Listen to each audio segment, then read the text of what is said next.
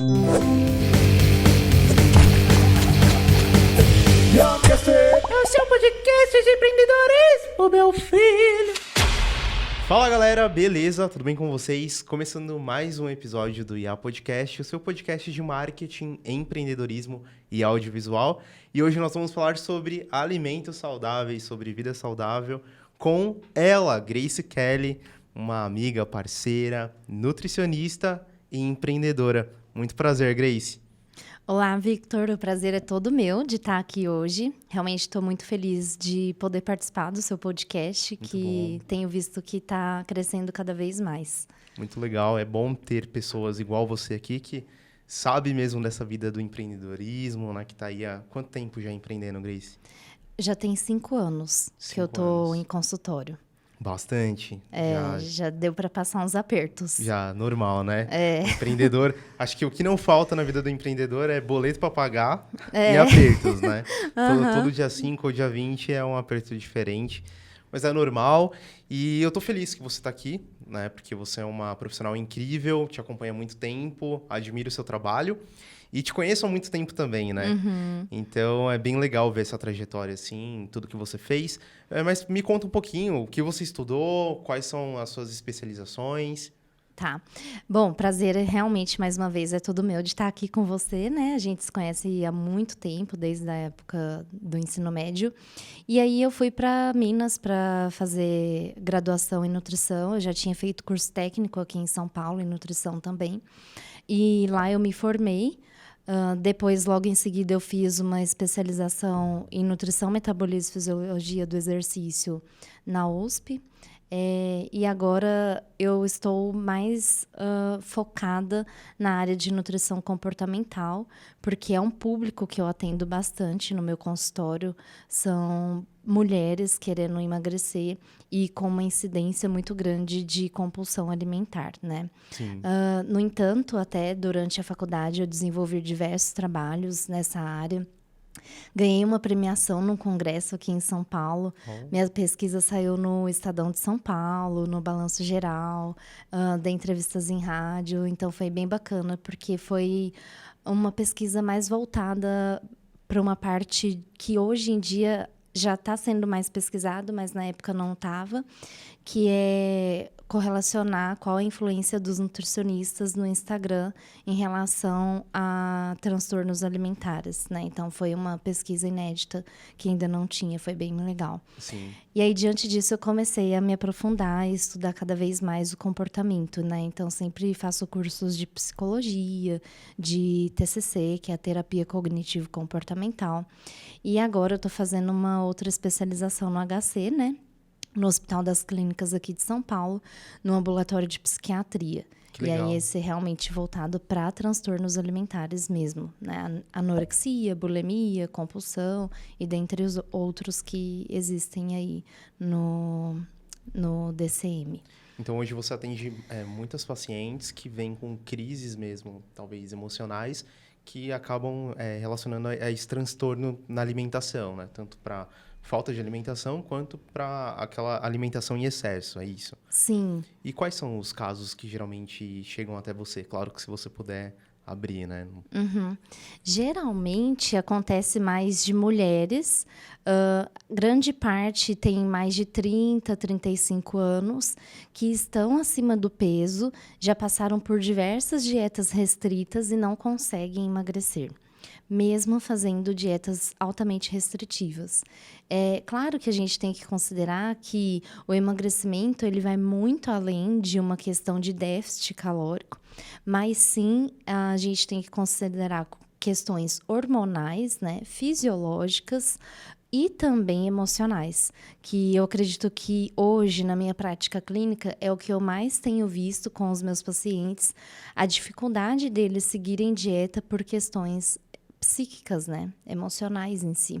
Sim, mas geralmente, por exemplo, a mulher ela vem por causa de um problema que ela teve na infância, porque daí junta meio que o psicológico mesmo, né? O caso psicólogo da coisa, para a questão da nutrição também. Então, tipo, beleza, eu tive um problema na infância e daí eu não consigo emagrecer, foi por causa de, sei lá, algo que eu ouvi do meu marido, do meu pai, algo nesse sentido, assim? Ou são diversos mesmo que...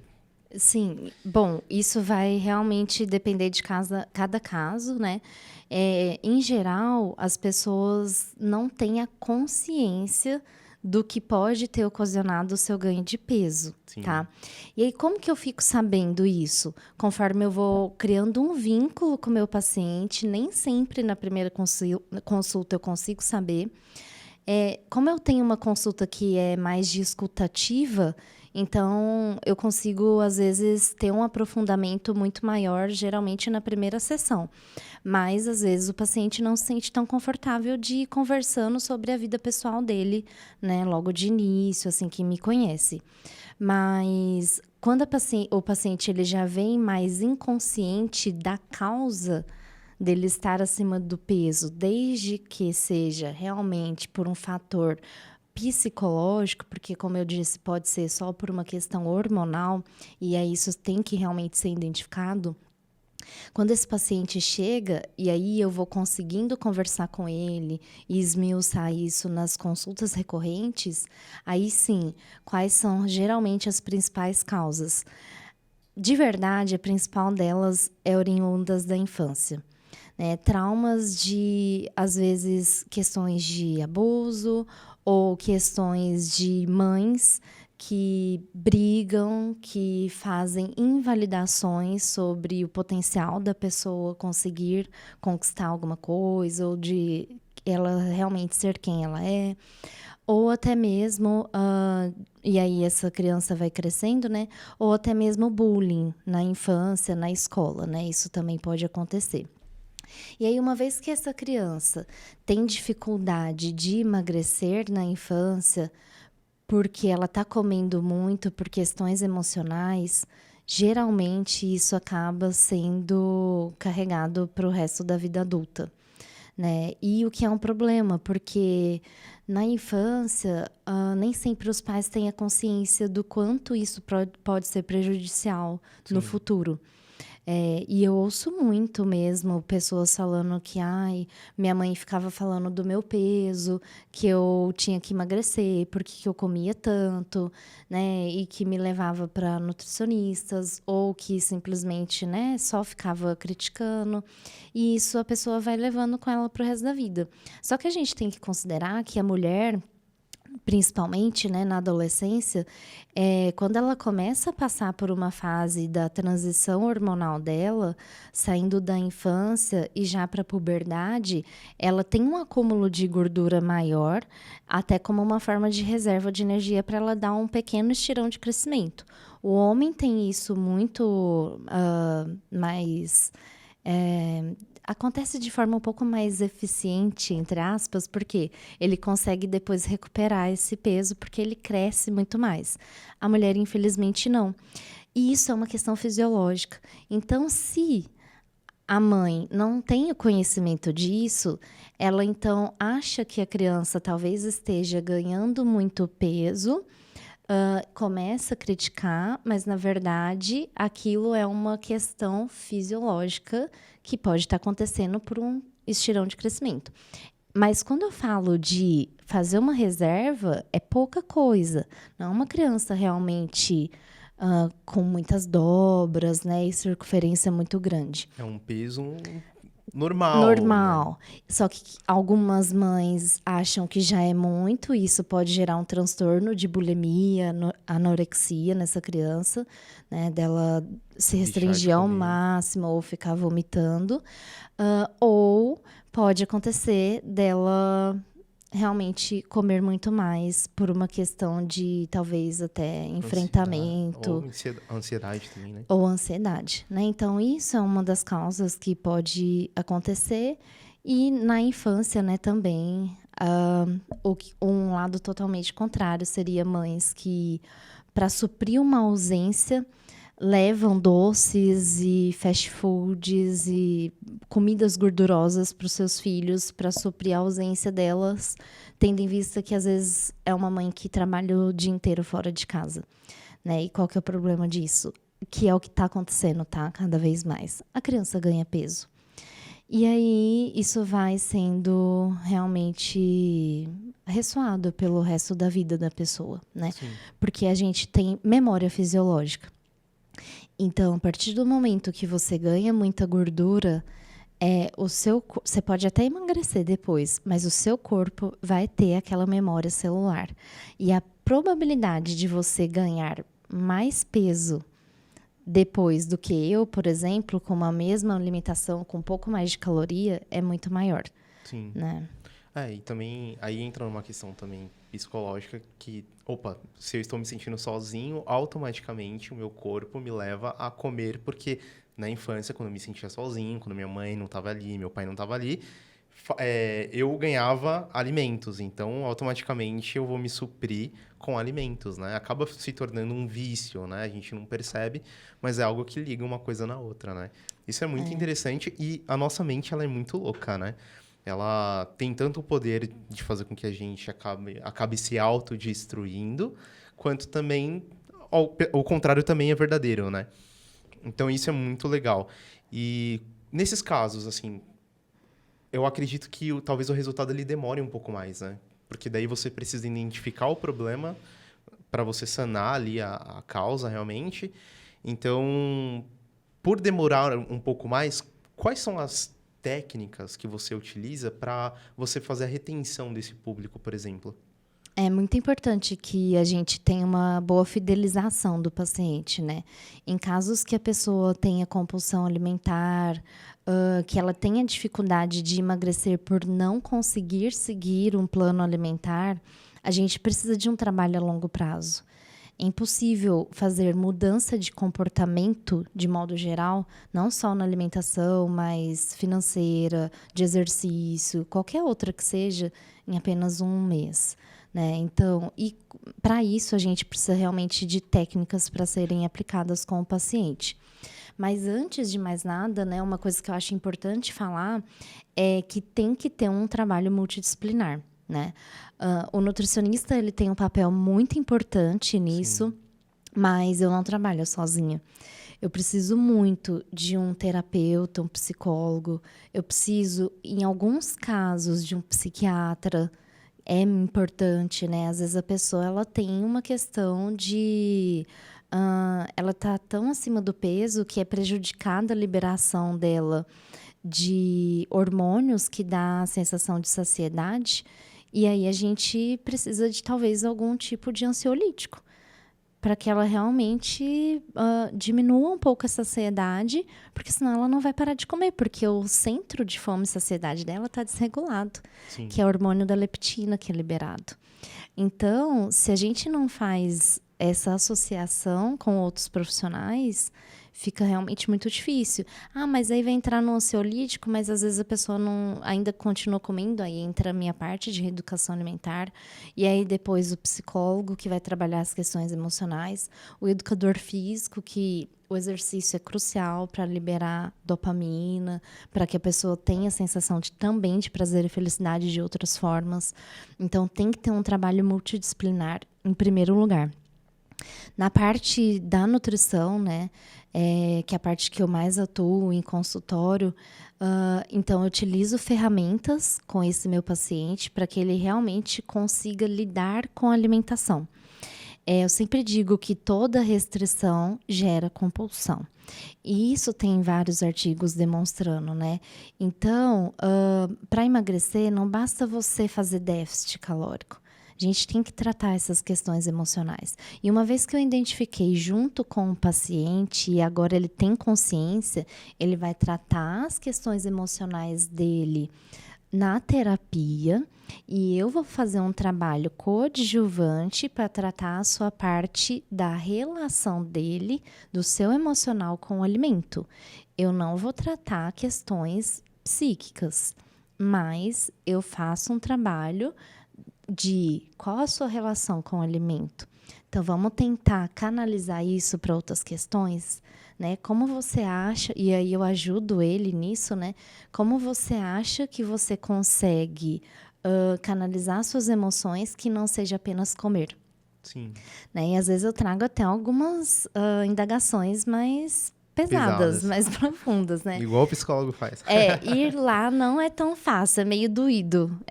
Ir numa consulta minha, porque eu vou tirar a pessoa da zona de conforto. Sim. Isso aí, com certeza. Né? Então, eu falo assim, será que é só a comida que te dá prazer? Será que não existe mais nenhuma outra coisa que você faça que te traga felicidade? Que seja ler um livro, ficar com o seu cachorro, conversar com algum amigo, ouvir uma música. Não precisa ser coisas, viajar, que não depende de dinheiro, tempo. Coisas simples, sabe? Mas as pessoas são tão imediatistas que elas só querem coisas rápidas. Sim, e o que é mais rápido hoje que traz felicidade? As pessoas talvez não queiram sentar para ler um livro, para ouvir uma música. Vai fazer o quê? Que é mais prático e gostoso? Comer. Uhum. E daí come e já era. E também existem pessoas que comem muito, que não engordam, mas estão todas ferradas, assim, né? Em questão de saúde. Que esse também é um outro ponto. Chega muita gente assim para você lá? Sim, a gente são pessoas ditas falsa magras, né? Sim. Elas têm um peso adequado e um percentual de gordura bem alto. E às vezes elas não se enxergam assim, tá? Elas às vezes chegam lá querendo ganhar massa muscular. Porque eu quero ganhar músculo e tal. Tudo bem, são planos alimentares diferentes, é possível emagrecer e ganhar massa muscular, mas se você chega para mim querendo uma dieta só de hipertrofia, eu vou fazer uma dieta com bastante caloria, né? Então, se você tiver com percentual de gordura alto, eu não vou poder fazer isso. Sim. E aí, muitas vezes eu tenho que orientar o paciente e falar assim, olha, eu entendo que você queira realmente uma dieta de hipertrofia, mas devido ao seu percentual de gordura, no momento a gente vai ter que perder primeiro para depois fazer uma dieta específica para o ganho de massa magra. E já saiu alguém bravo de lá porque falou, como assim? Eu sou magro. Não, nesse caso não. Geralmente o pessoal fica bravo comigo, é porque grande parte, eu atendo muitas pessoas que querem ganhar massa muscular, mas grande parte já está acima do peso. Sim. Hoje, até, não sei se você sabe, mas em torno de 55% da população brasileira está acima do peso, com sobrepeso. E em torno de 19% está com obesidade. Então, se você for somar isso, é mais de 70% da população brasileira está acima do peso. Sim, é muita gente. A gente é a minoria. Isso é baseado em dados do IBGE, e aí o IBGE utiliza o IMC, né, que hoje em dia eu nem acho tão eficaz, porque o IMC ele faz uma correlação do seu peso e sua altura, e aí ele fala se o seu peso está adequado de acordo com a sua altura. Sim. Se o cara tem muita massa muscular, pode ser que ele esteja acima do peso, e aí eu não posso considerar que ele tem sobrepeso ou obesidade. Né? Então, a gente ainda tem essas questões, esses viés das pesquisas de campo que são feitas. Mas mesmo assim, eu ainda assim acredito, sim, que seja muito mais pessoas com muita gordura do que uma pessoa que tenha mais massa muscular. Isso é preocupante, porque a obesidade ela tem uma correlação muito grande com doenças crônicas não transmissíveis, né? Diabetes, colesterol alto, infarto, hipertensão. Então, que são casos que têm aumentado muito. Cada vez mais, né? E é igual eu estava no congresso agora do Arnold, e uma coisa que foi muito falada, né, é que o excesso de peso ele pode causar infertilidade feminina e masculina. Né? E isso eu acho que é uma coisa que nem é tão falada, porque quando se fala de fertilidade, se fala mais da mulher. Sim. Mas pode ser uma questão muito masculina também, né? Então, e as pessoas não percebem, porque elas não se veem, muitas vezes, acima do peso. Sim. E aí a gente tem que tomar muito cuidado, né, Victor? Porque nas redes sociais tem... A normalidade, né? Do peso. Era isso que você fala? Porque eu vejo, assim, vários influenciadores, várias pessoas, até com milhões de seguidores que estão fora do peso e a gente vai normalizando, tornando isso comum, né? Ah, você precisa se aceitar, realmente. Você precisa se aceitar como pessoa. Mas até que ponto a minha aceitação, ela é válida, né? Porque assim, beleza, eu me aceito do jeito que eu sou. Tá, mas você tá bem do jeito que você tá? Isso é uma dicotomia muito grande e a gente tem que tomar muito cuidado no lugar de fala sobre isso, sabe? Porque no âmbito de nutrição comportamental, da parte de psicologia, né, de transtornos alimentares, que eu tenho estudado muito, de fato, a gente tem que empoderar o nosso paciente, mostrar para ele que ele tem que se aceitar, né? E que é difícil, tá? Grande parte das mulheres que eu recebo no consultório trazem queixas de maridos que falam assim, olha, juro de verdade, tá? Já ouvi isso. Se você não emagrecer, eu vou procurar outra mulher. Eu já ouvi isso. Ou, nossa, mas essa roupa tá feia em você. Nossa, mas isso aqui você tem que emagrecer. Por que você não vai fazer um exercício? Né? Então, tem isso. Tem a mulher que está acima do peso e ela vai numa loja e aí acontece muito de falar assim, ai, aqui não tem plus sizer, ou ai, aqui não tem roupa para o seu tamanho. E às vezes ela só foi comprar uma roupa para uma amiga, né? Então, tem preconceito muito grande, né? E eu já vi pacientes que falam, né? Tem uma paciente que ela decidiu fazer cirurgia bariátrica e a gente estava 1 ano juntas. Eu tive que fazer um laudo para ela, autorizando e tudo, porque o nutricionista tem que fazer isso. Mas antes eu perguntei, por que você decidiu isso agora? E ela disse que é muito difícil. Ela não se sente aceita pela sociedade. E ela disse, mesmo a gente trabalhando aqui, Grace, essas questões de eu me aceitar, de eu me sentir amada, de eu me sentir bonita, mesmo assim, eu não consigo me sentir incluída pela sociedade. E ela falou, porque as pessoas estão o tempo inteiro no restaurante olhando o que eu vou colocar no meu prato, porque eu sou gordinha, né? Ela disse. Porque as pessoas ficam o tempo inteiro olhando o meu corpo, porque eu vejo que para ter relacionamento é mais difícil, porque às vezes o cara vai, sei lá, chegar numa mulher que tem um corpo mais magro, que talvez seja loira, alguma coisa nesse sentido, né? Ou cabelo liso, enfim. Isso, eu acho que é uma questão muito mais da pessoa em si. Interna mesmo. Interna, que tem que ser trabalhado em terapia. Mas eu acredito, sim, que tem, assim, preconceitos da sociedade, sabe? Eu acho que existe o preconceito, até porque nós criamos um padrão de belo na nossa mente e tudo mais. Eu até queria entender, na nutrição, o que vocês enxergam como belo. Porque entra na questão assim, beleza, se a gente precisa tratar o corpo de uma pessoa para ela ter um padrão tanto de estética, né, o padrão estético ali, que é a questão do saudável, é a partir disso. Então, tem uma regra, certo?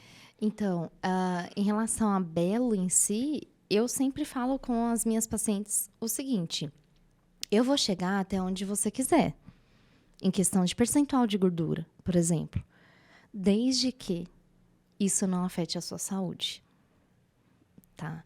Então, por exemplo, e aí voltando para isso, eu entendo as mulheres que busca hoje, né, essa questão, não, você tem que aceitar o seu corpo e tudo mais, de uma questão até um pouco mais ativista nesse sentido, mas ao mesmo tempo eu acho que a gente tem que tomar muito cuidado, porque eu já vi muitas influenciadoras de Instagram falando sobre isso e morrendo, tá? Infartando com 45 anos.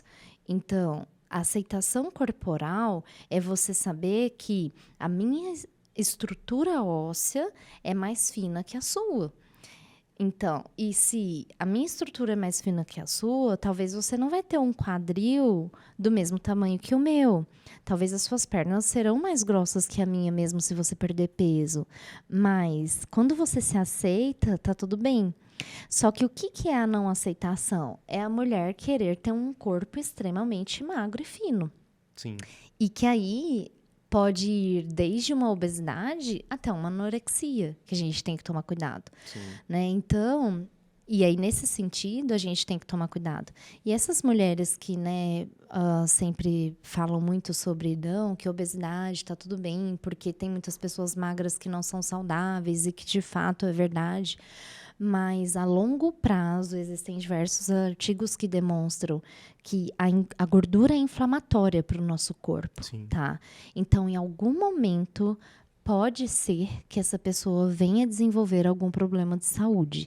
Então, obesidade é uma doença e tem que ser tratada, e é preocupante, né? Porque tem doenças que são silenciosas, né, como hipertensão, diabetes. Aí quando você vê, você já está com sintomas e está muito descompensado, né? Então tem que tratar.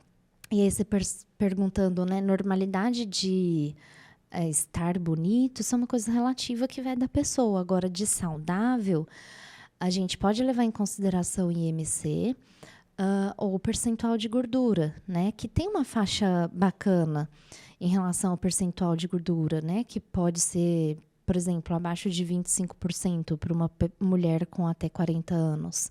Só que as mulheres querem chegar em 10%. Sim. E aí que é difícil, porque nem sempre é saudável, né? Uma mulher também com percentual de gordura muito baixo, ela pode ter amenorreia, que é falta de menstruação. E aí, se ela não menstrua, ela não está tendo a ovulação de forma adequada. E aí, se ela quiser engravidar, pode ser que ela não consiga. Né? Então, a gente tem os extremos. Que daí um problema gera outro, né? E eu vou te falar que eu atendo mulheres que têm um abdômen super definido e que não estão satisfeitas. Caramba. Juro. Tá. Não, imagino. É uma loucura. Aí entra também naquela questão, né? A mulher, daí ela parte pra nutrição. Ah, não deu certo. Daí ela começa a fazer o quê? Ah, eu vou começar a partir pra cirurgia estética. Sim. Né? E aí, vai lá, faz uma plástica ali, uma plástica aqui. E aí vai se transformando em uma coisa que ela nunca foi e nem era pra ela ser daquele jeito e trazendo complicações futuras, assim. Tipo, quantas pessoas já morreram na mesa de cirurgia porque quiseram colocar um implante, porque quiseram tirar um osso, porque quiseram fazer isso, aquilo. Então, aí vai para um extremo também que, você tá mexendo naquilo que, cara, não é para você mexer, né? Nasceu com você, você é isso. Então, essa questão também acontece bastante. Mas, mudando um pouquinho a vertente do assunto, hoje, quais alimentos, assim, você risca de todas as listas que você fala, meu, isso aqui é um veneno? Olha, acho que... Isso é bem polêmico, acho que é bem interessante a gente falar. De todos, porque assim, por mais que quando a gente trabalha o comportamento do paciente, né, e é isso, só isso que eu ia te falar, a mulher pode até ir para uma mesa de cirurgia, mas se ela não trabalhar a mente dela, ter um mindset, que é mudança de pensamento, Sim. ela vai continuar ganhando gordura. E fica feio, porque vai para as costas, vai para o braço, não vai para a barriga, que foi onde ela fez talvez uma abdominoplastia. Né? Então, eu acho que tem que ser trabalhado o comportamento. Sim. Porque não adianta ir só para o bisturi. Né? A gente tem que realmente tomar cuidado em relação a isso e ter uma boa relação com o alimento, saber comer. Né? E aí, nesse sentido, eu não corto alimentos, eu conscientizo o meu paciente. Então, por exemplo, acho que de verdade, o que eu mais falaria assim, olha, eu não ligo do meu paciente comer lanche, pizza, um chocolate, desde que, eventualmente, consciente, desde que ele realmente esteja com vontade e não comer por estar ansioso, estressado, cansado, porque aí não faz sentido. E aí, quando a pessoa come porque ela está com vontade, ótimo, perfeito.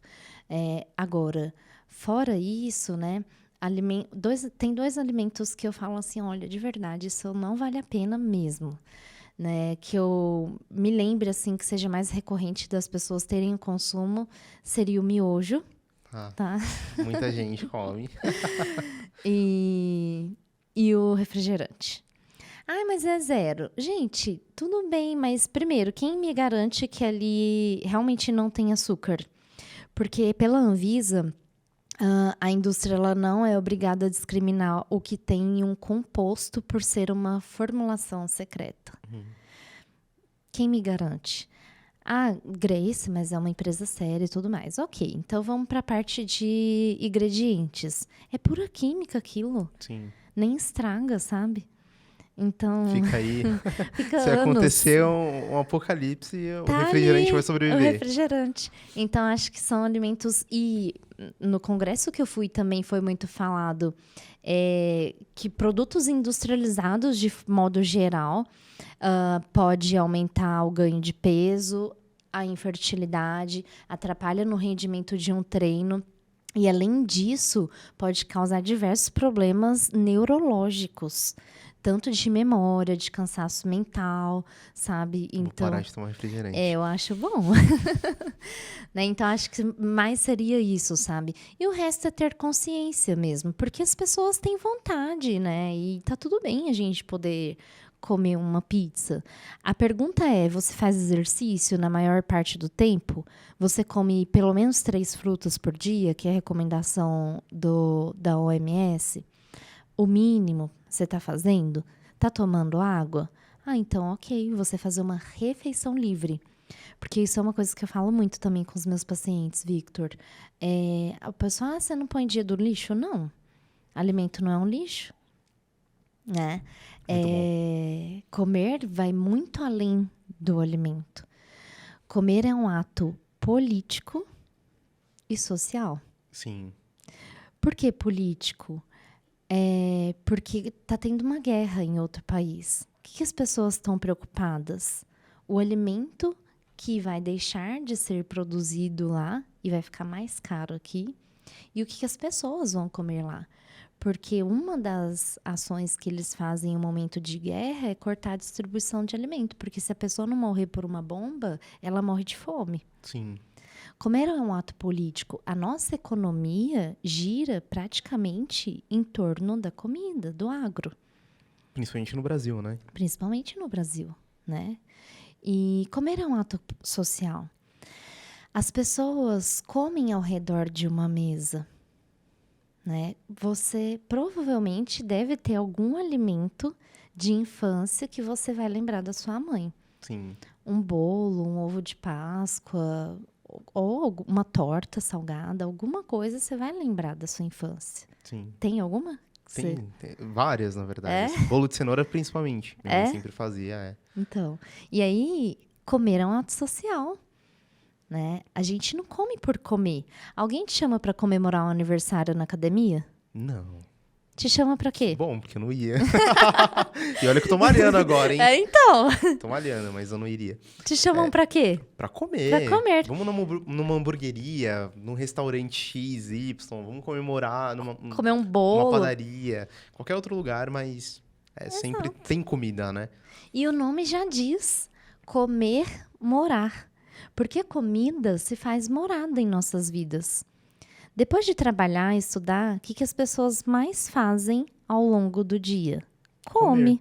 Você come a hora que você acorda, você come no meio do dia, você come à tarde, você come à noite.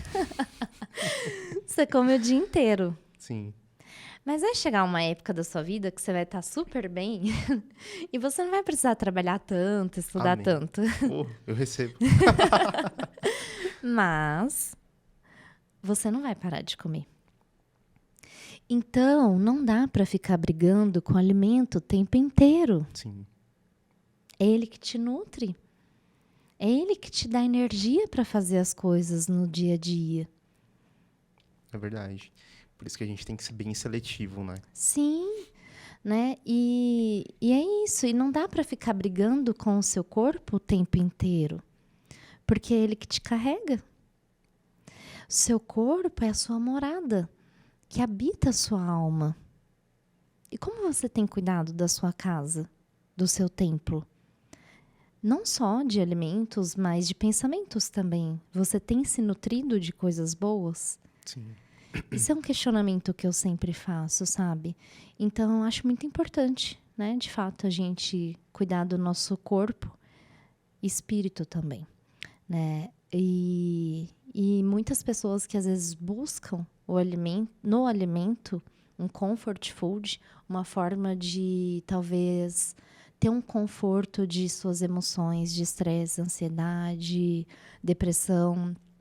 É importante, de fato, ter consciência que o alimento, momentaneamente, ele vai conseguir suprir algumas necessidades psíquicas, porque ele ativa alguns neurotransmissores, como a serotonina, que te dá a sensação de prazer e felicidade.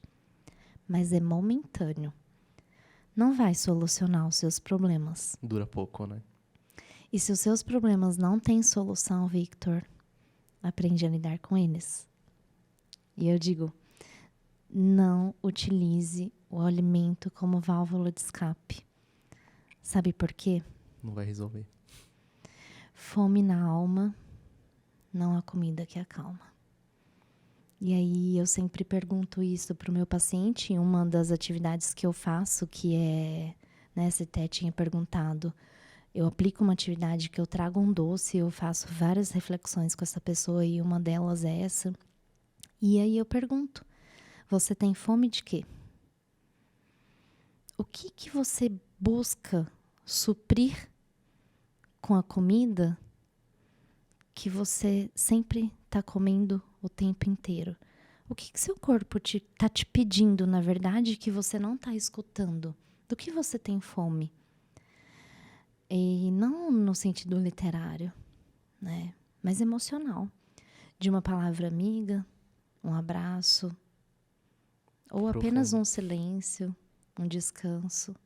O que seu corpo, sua alma te pede que você busca na comida? É profundo, cara. Fica a reflexão aí. É isso. É bem profundo. E pra gente caminhar pro fim, outro tema polêmico aqui. Cerveja, bebida alcoólica. Quais são os problemas que geralmente trazem, assim, dentro dessa... É polêmico, é polêmico. Ó, vou falar pra vocês, viu? Atualmente tô morando em Minas e a cidade que eu moro é universitária, tem rodeio e tudo mais. E olha, a minha maior dificuldade no consultório, depois realmente do doce, é a bebida. E eu vou te falar, viu? A mulherada tá bebendo mais que os homens. E antigamente tinha né, a gente criava um padrão de, nossa, é feio uma mulher bebendo, né? Cerveja, principalmente. Fumando, né? E tudo. Hoje não, hoje tá muito assim normal. E nada contra, faz o que você quiser, se quiser. Eu acho que a bebida é complicado porque as pessoas normalizam ela. Eu trago isso até para discussão em consultório com o meu paciente. Eu tenho pacientes que bebem de domingo a domingo, tá? E alguns que trabalham fechando um negócio com empresas e tudo. E aí tem que ir lá fazer um social e tal. E aí eu falo assim, não, tudo bem e tal, mas você precisa beber?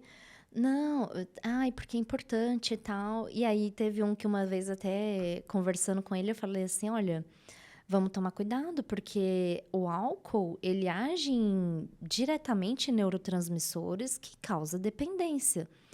E aí eu questiono, né?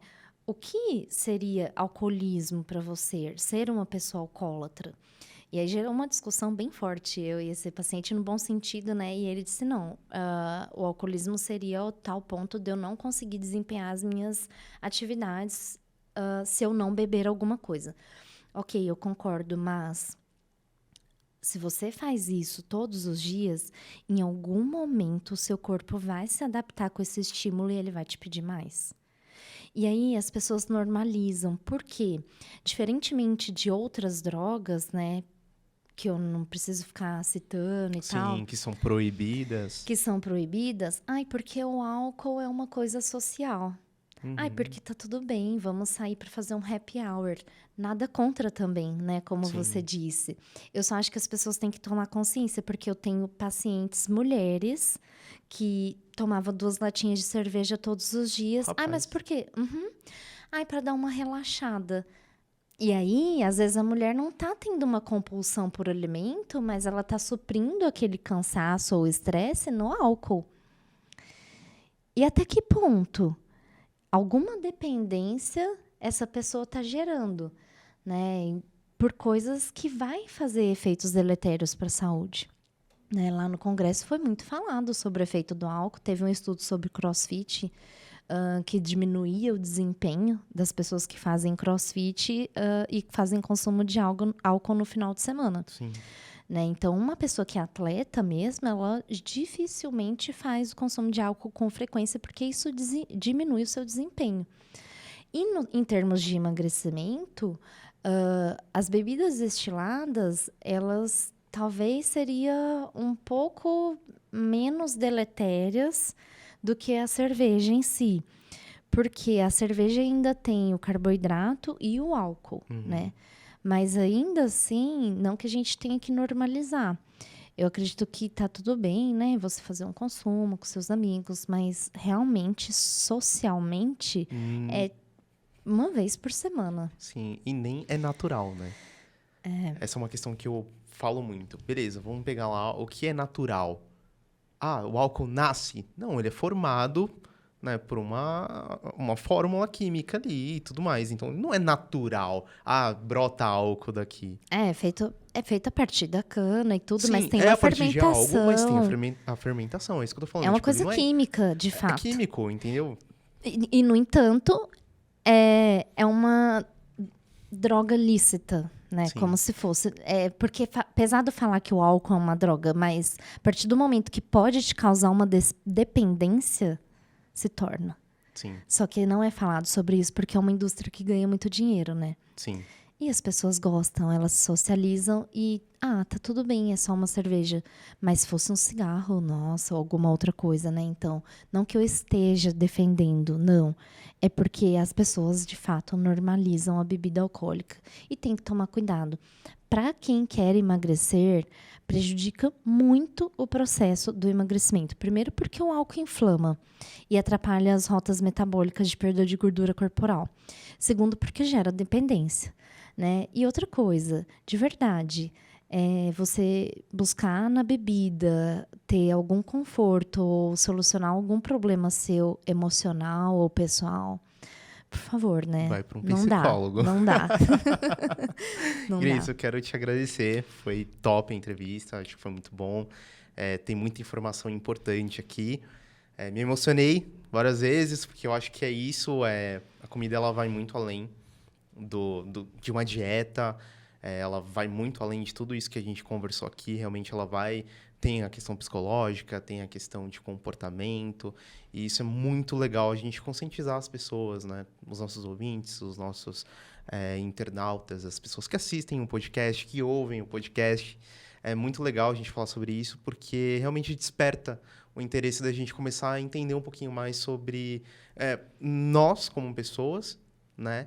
E entender também que, dá para mudar, dá para ser melhor, dá para desenvolver uma vida diferente do que a gente vem levando, que aquela vida, deixa a vida me levar, a vida leva eu, né? Faço o que eu quiser.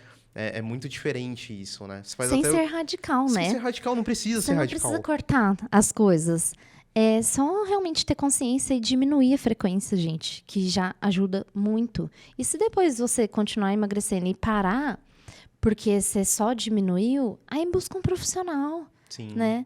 Mas as pessoas têm uma ideia muito errônea de achar que fazer um plano alimentar, uma dieta, é você ter que parar de comer as coisas que você gosta. E não é. Muito bom. Obrigada pelo seu convite. Obrigado a você. Adorei esse bate-papo. Sempre um prazer estar com você. E que tenha as próximas. Com certeza. Obrigada a você. Galera, espero que vocês tenham gostado. Não esqueça de deixar o seu like, deixar no comentário aqui se você tiver alguma dúvida. Segue a Grace lá no Instagram. Instagram... @NutriGraceKelly. Perfeito. Segue ela lá no Instagram. E até o próximo episódio.